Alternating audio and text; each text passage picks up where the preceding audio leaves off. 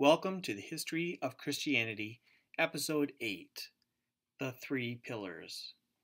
As we continue our look at the earliest years of the Church, we're going to look at the three pillars of the early Church. This is nothing like the 5 pillars of Islam. In this case, we're looking at people and not religious practices. In Galatians chapter 2, Paul describes a trip he made to Jerusalem and a meeting he had with some of the leaders. In this account, he describes Cephas, James, and John as the pillars of the church. In this episode, we're going to look at all 3 of these pillars with a little bit about some other related individuals. Let's start with Cephas, a name you might not be familiar with. Cephas is the apostle more commonly known as Peter. We might as well begin with his various names, as it's one of the more complicated aspects of his story. His original name was Simon, which is a form of the Old Testament name Simeon. Simeon was one of the 12 sons of Israel. After a conversation with Jesus, which we'll get into in a moment, Simon was renamed Peter. Peter comes from the Greek word for rock. However, Greek was neither Jesus nor Peter's first language. They both spoke Aramaic, and in that language, his new name was Cephas. This is the version of his name that Paul seems to prefer in his letters. So to recap, Simeon, Simon, Peter, and Cephas are all the same person. But to keep things simple, we'll call him just Peter for the rest of this episode. What do we know about Peter's early life? We know that Peter and his brother Andrew were sons of a man named Jonah. We know that Peter was from Bethsaida, and he was a fisherman by trade. We also know that Peter was married and that one of Jesus' earliest miracles was healing Peter's mother-in-law. I'm sure this went a long way in allowing Peter to leave his job and his family, at least temporarily, to follow Jesus. Peter's wife does not seem to accompany Peter during his time with Jesus, although there are hints in Paul's letters that she rejoined him later. Peter, after the resurrection ascension of Jesus, became an important leader in the early church, but I'm getting ahead of myself. Peter and Andrew, along with their colleagues James and John, were called from their fishing career to be disciples. In Jesus' words, they became fisher of people. Peter quickly became a part of the inner core of 3 disciples within the larger group of 12. This inner core included Peter, James, and John. There's no explanation in the New Testament as to why Peter's brother Andrew was excluded. This group of Peter, James, and John sounds a lot like the pillars of the church that Paul describes, but it's more complicated, as we'll soon see. These 3 had increased access to some of Jesus' most intimate moments, including the Transfiguration and the Garden of Gethsemane. One of the most important moments in Peter's career as a disciple was when Jesus asked the disciples who they thought he was. Peter correctly identified Jesus as God's Messiah. Peter thus became the first human to recognize Jesus as the Christ, something previously only understood by the unclean spirits. In Matthew's version of the story, we find that the renaming of Simon as Peter and the promise that on this rock, remember, Peter means rock, Christ would build his church. This is an important part of the Roman Catholic understanding of the Pope.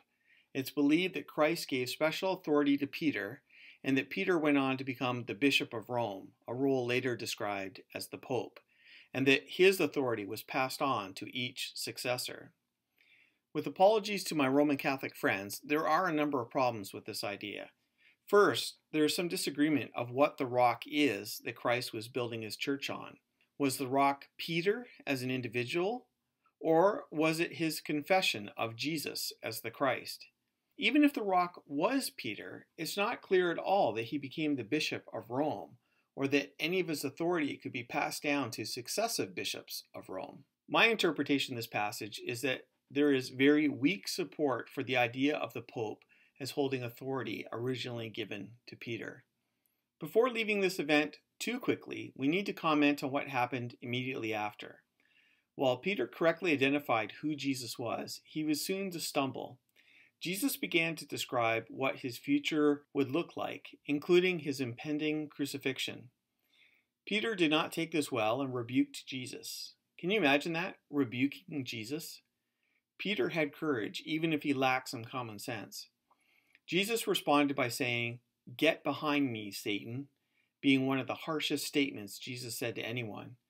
We can expect that Jesus was not looking forward to crucifixion, and he did not need one of his closest disciples to tempt him to avoid it. Peter had a bit of a pattern of saying the wrong thing at the wrong time.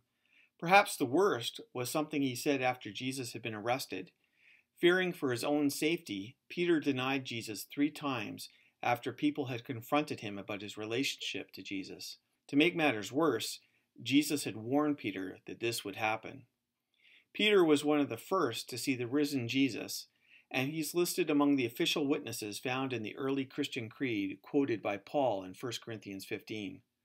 The Gospel of John indicates that Peter and Jesus were reconciled after the resurrection and before the ascension. We've already gone over some of Peter's activity in the early church as described in Acts. Peter seems to have risen to a position of leadership among the followers of Jesus. It was Peter who preached on the day of Pentecost and witnessed the largest addition to the disciples until that time. Peter did suffer some persecution, and he was arrested a number of times. For some reason, during one persecution, God answered the prayers of the Christians that Peter would be freed, but he did not answer the prayers for James, the brother of John. There was apparently more that Peter needed to accomplish. Peter was called, along with John, to witness the welcoming of the Samaritans into the church. It was through their laying on of hands that they received the Holy Spirit. It was also through Peter that the Gentiles were welcomed. Although, as seen in the last episode, the Ethiopian eunuch had been converted through the preaching of Philip, it was the experience of Cornelius and the skipping of circumcision that forced the previously Jewish church to face what God was doing among the Gentiles. Despite Peter's involvement with the Gentiles in that event, Peter was considered to be the apostle to the Jews, as Paul was considered the apostle to the Gentiles. Perhaps it was that role that gave weight to Peter's testimony at the Jerusalem Council regarding what God was doing with the Gentiles. Although Paul's testimony was important, Peter was likely more respected among the Jewish Christians in Jerusalem. One thing to notice about this council is Peter's shift in leadership. At the beginning of Acts, Peter seems to be the leader with the most authority. But by the Jerusalem Council in Acts 15, it looks like it is James, the brother of Jesus, who is the leader with the greatest authority. There's no sense that this was a hostile or unwelcome takeover by James. I suspect that Peter preferred the work of an evangelist more than the administrative responsibilities that came with being the head of the Jerusalem church. Some have suggested that the change we see in Peter from his portrayal in the Gospels as the disciple who seems to always say the wrong thing to his portrayal in Acts as an effective leader is that he had received the Holy Spirit. That's likely true, but we shouldn't get the impression that this new Peter was now perfect. Paul records an experience with Peter in Galatians chapter 2. Both Peter and Paul were with the Christians in Antioch. Peter was happily enjoying table fellowship with the Gentile Christians. But when some Jewish Christians from Jerusalem arrived in Antioch, Peter withdrew from the Gentiles out of fear of what they would think of him having table fellowship with Gentiles. This was serious enough that Paul publicly rebuked Peter for this action. We can be encouraged that even a great leader like Peter could make mistakes. In the New Testament, there are 2 letters attributed to Peter. Although there were some questions in the early church about 2 Peter, 1 Peter was quickly accepted. In the end, 2 Peter was included in the canon as well. But that's not the only impact on the New Testament that Peter had. There are early traditions that attribute the Gospel of Mark to the individual known as John Mark in Acts. The traditions explain that Mark's Gospel was the result of Mark recording Peter's preaching. Therefore, the Gospel of Mark goes back to Peter and reflects his memories and experiences with Jesus. Tradition also tells us that Peter was arrested and executed in Rome sometime in the mid-60s during the reign of Emperor Nero. Tradition also suggests that Peter was crucified upside down, although it's impossible to know if that tradition is accurate. Thus ended the life of Simon Peter, the first of the pillars of the early church.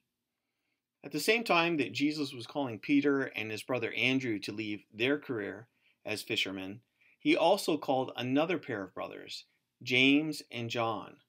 Like Peter, James and John were included in the inner circle of the disciples. John and James were nicknamed the Sons of Thunder, after offering to call down destruction upon some Samaritans who had failed to welcome Jesus. What do we know about these brothers? We know that their father's name was Zebedee, and they worked for him in the fishing business. We also know that their mother was still alive during their time following Jesus as their mother. Not knowing what it would mean, asked that her sons be allowed to sit beside Jesus when he came into his kingdom. I kind of imagine the boys saying at the time, "Mom!"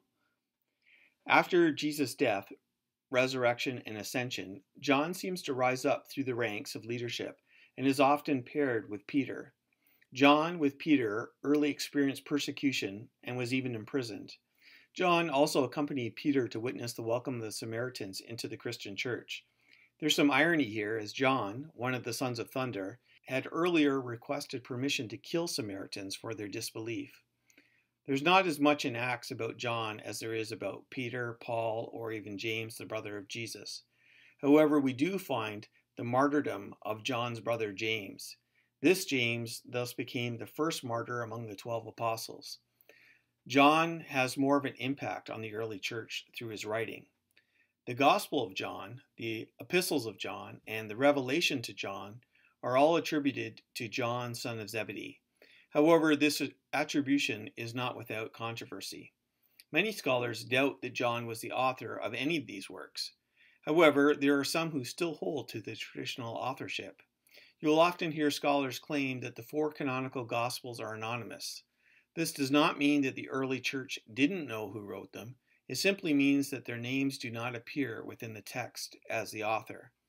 In terms of the Gospel of John, the author is identified, but only as the beloved disciple. Nowhere in the text is the beloved disciple explicitly identified with John, the son of Zebedee. However, the early church quickly identified John as the author of both the Gospel and the Epistles. Revelation is a bit more complicated. Normally, apocalyptic texts were written in the name of biblical figures of the past, such as Enoch, Baruch, or Ezra. But Revelation does not seem to do that. Most scholars, even those who doubt it was written by a son of Zebedee, acknowledge that Revelation was written by someone named John. Could someone have tried to write an apocalypse in the name of John, the son of Zebedee? Anything is possible, but Revelation lacks any attempt to gain any authority from John's apostolic status. The simple attribution to John without any elaboration suggests that Revelation was written by the well-known John and that he did not need to argue for his identity. If Revelation was written by the son of Zebedee, we then know that at some point he was exiled to the island of Patmos off the coast of Asia Minor for some time. Tradition tells us that John eventually settled in Ephesus and died there. So there we have Peter, John, and James, the pillars of the early church. Except not quite. Although there was an inner core of Peter, James, and John, and a group of pillars of Peter, James, and John, they are not exactly the same. The difference is in the James. The James that was in the inner core was James, the son of Zebedee, the brother of John. The James that was a part of the pillars was James, the brother of Jesus. What do we know about this second James? It depends on your theological presuppositions. If you presuppose that Mary was a perpetual virgin, then James and his brothers and sisters could not have been her children. For many Roman Catholics, these children were not half-brothers and sisters of Jesus, but step-brothers and sisters. The idea is that Joseph already had children from a previous marriage and that he had been widowed by the time he married Mary. Joseph and Mary never consummated their marriage, and so Mary never had any children other than Jesus. However, the perpetual virginity of Mary is not something taught in the New Testament, and a plain reading of the Gospels would suggest that after Jesus had been born, Joseph and Mary had a number of children the normal way. We're told that there were a number of brothers, with James being named first, as well as some sisters. Because he's named first, it's often assumed that he is the eldest of the brothers after Jesus. By the way, it's believed that the book of Jude in the New Testament is written by another brother of Jesus. A quick note on the name James. In the Greek, it actually says Jacob, and this is true of all the men named James in the New Testament. For some reason, Jacob is turned into James when the Greek is translated into English. From what we can tell from the Gospels, none of Jesus' siblings believed his claims during his earthly ministry. At certain times, they seem to try to talk him out of his radical ways, and at other times they publicly mock him. Although unfortunate, if we imagine what it would have been like to grow up as a sibling of Jesus, we can perhaps understand the difficulty they had. Despite this rejection of Jesus, when we see the followers of Jesus gathered after the Ascension but before Pentecost, we see among the disciples Mary and the brothers of Jesus. What happened? The key is found in 1 Corinthians 15 and Paul's quoting of an early Christian creed of the witnesses of the risen Jesus. Included in this list is an appearance to James. From what we can piece together, Jesus, during the 40 days after his resurrection, appeared to his half-brother James. This led to a conversion which seems also to have resulted in the rest of the brothers following Jesus. From that point on, James was not only the brother of Jesus, but a follower of Jesus as well. James did not remain in the background for long. Although Peter seemed to be the one with the most authority at Pentecost, within a few years it was James that held authority in Jerusalem. Was it because he was the eldest half-brother of Jesus, or because he had the talent that he rose to leadership? I can't say that his family connection had nothing to do with it, but the evidence from Acts describes a man with the leadership skills to hold together a church that had much variety within it. I don't think the shift in leadership from Peter to James was a hostile takeover. I suspect Peter was more comfortable with the evangelist and missionary role than the administrative role, while James excelled in this latter area. One of the most difficult issues that James had to deal with was the tension between the Jewish and Gentile Christians. As already discussed, the church was originally Jewish in origin. However, after Peter's visit with Cornelius, Gentiles started entering the church directly without converting to Judaism with the sign of circumcision. Paul's active and successful mission among the Gentiles made things even more volatile within the tradition-sensitive church. At the Jerusalem Council, presentations were made to James, and he came up with a fair compromise that should have satisfied both the Gentiles and their Jewish advocates as well as the more traditional Jewish Christians. This, of course, did not solve the problems, as there were still some Jewish Christians who felt that this direct entry by Gentiles was breaking of Torah. James had another encounter with Paul, which demonstrated the tension within the church. Rumors had started that Paul was teaching Jews to not follow the Torah, which Paul was not doing. We will go into this more in the episode on Paul, but to try and build bridges, James encouraged Paul to pay for the sacrifice for 2 Jewish Christians who had just completed a Nazirite vow. It did not work out as James had hoped, but you'll have to listen to the episode on Paul to find out how. When it comes to the other early Christians, we need to rely on church tradition to know something about their deaths. Not so with James. The first-century Jewish historian Josephus wrote about James. This is what he had to say. And now Caesar, upon hearing the death of Festus, sent Albinus into Judea as procurator. But the king deprived Joseph of the high priesthood and bestowed the succession to that dignity on the son of Ananus, who was also himself called Ananus. Now, the report goes that this eldest Ananus proved a most fortunate man, for he had 5 sons who had all performed the office of a high priest to God, and who had himself enjoyed that dignity a long time formerly, which had never happened to any of the other high priests. But this younger Ananus, who, as we have told you already, took the high priesthood, was a bold man in his temper and very insolent. He was also of the sect of the Sadducees, who are very rigid in judging offenders, above all the rest of the Jews, as we have already observed.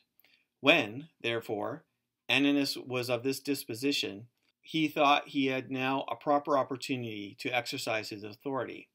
Festus was now dead, and Albinus was but upon the road, so he assembled the Sanhedrin of judges, and brought before them the brother of Jesus, who was called Christ, whose name was James, and some others.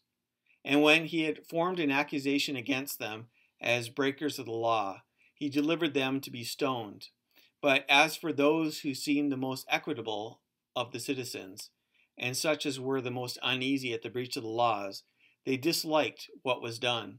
They also sent to the king, desiring him to send to Ananus that he should act so no more. For that what he had already done was not to be justified.